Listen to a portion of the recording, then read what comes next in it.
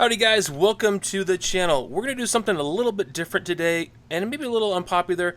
We're going to take these icon wrenches that are found at Harbor Freight, and in this case it is a 1/2-inch drive swivel head, and we're going to go ahead and do a little Frankenstein number with this Pittsburgh Pro, or as they're phasing out, Pittsburgh Pro. I mean, who knows what it is now. I think it's still Pro.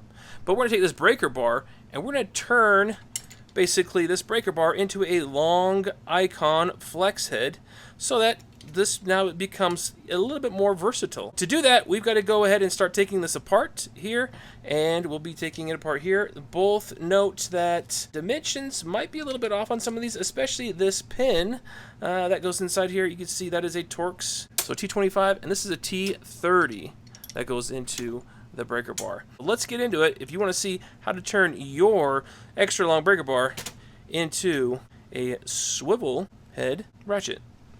First up, we got to take that T25 Torx bit, and we're going to go ahead and loosen up this swivel.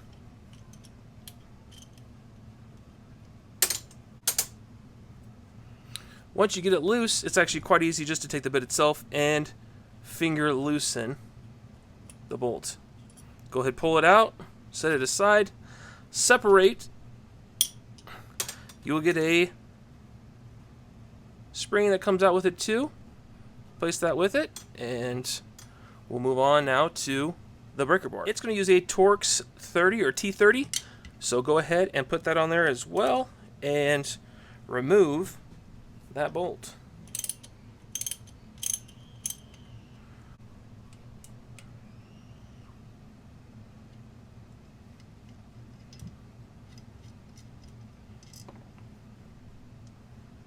And then again, just pull and separate.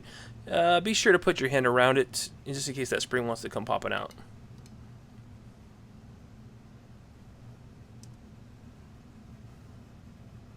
All right, there's your spring. Let's go ahead and take a measurement of the width here of the centerpiece on the ratcheting end, so we know what we're dealing with compared to the breaker. Measurement comes in about, well, yeah, right about 12 millimeters. And then for the breaker, just a tad bit larger at 12.58 millimeters.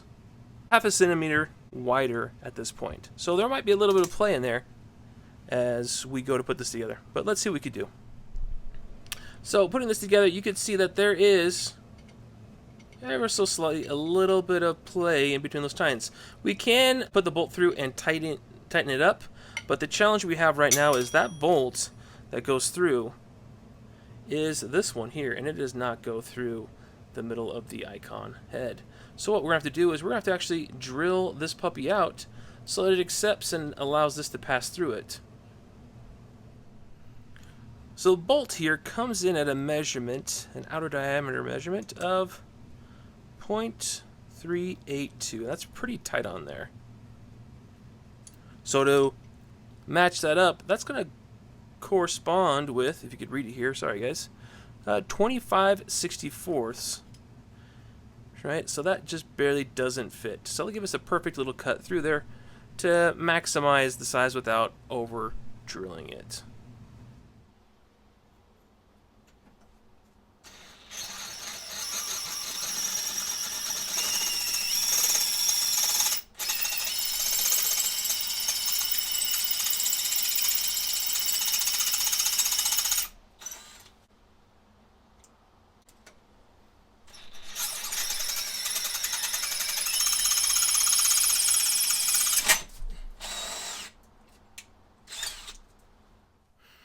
Alright guys, so we got that drilled out to the proper diameter, and now we got the bolt. Look at that, nice and tight. Nice tight fit. So we are good to put this now in here. We'll do a quick test fit and just see how that just goes inside there before we start messing with that spring.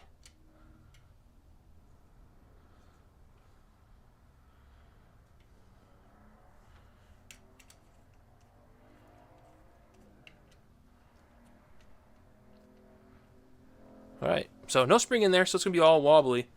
But fitment, there's play back and forth, left and right, just ever so slight. Once you put that spring in there, we should be good to go. So for this spring that's here, your options are going to be either try to reuse this one and make it fit inside this hole that is the stock recessed hole for it to sit in, or use the larger one out of the breaker bar and attempt to drill out or Dremel out this hole to make it just a little bit larger for that, so that could sit inside there.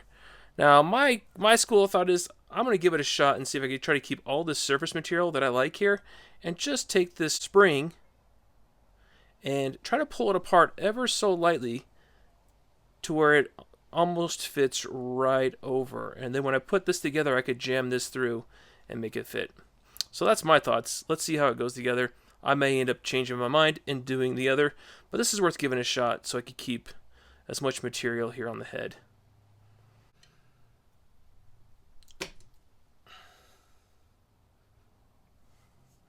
Alright, so that went through. Let's see if we can line it up and make it work. Okay, so we got it started. Let's try to run that in just a little bit until it gets close to the threads, and then we'll go ahead and start threading it in.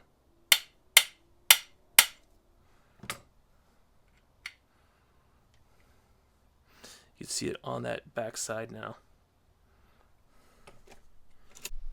Alright guys, so we're getting close. I'm going to go ahead and take this spring and go ahead and take off a little bit of the inside of it because we're getting relatively close at letting this pass. Wrong one, that's the smaller one. We're getting relatively close to allowing it to pass right over. So I'm going to just take a little bit of material off the spring and see where that gets us.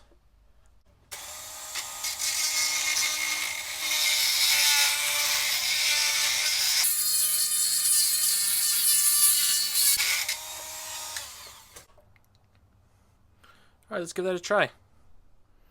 Alright guys, so there you have it. It took a little more coercion on that spring.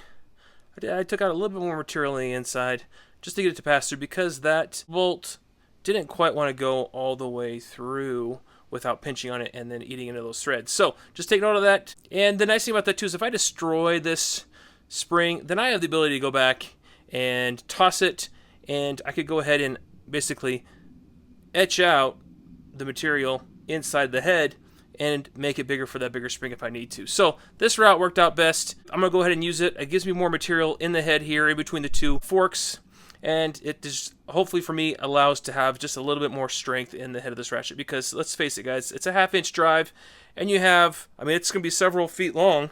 She comes in just under 26 inches. So about 25 3/4 is the full length from head to stern. So it is quite a large breaker bar slash a 1/2 inch drive flex head. And I actually tightened this up pretty tight for right now. I feel like for now I want to keep it somewhat tight because if I'm putting that much leverage, I don't want this to be super loose on the head. So it is pretty firm. You know, you may choose to keep it a little bit lighter and not quite as so tight, but that's going to be up to you guys. But all right guys, now that we have this completed, let's go ahead and take off a lug nut here.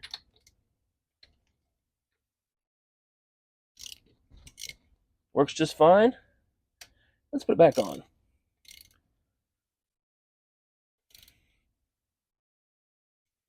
Perfect. Turned out great.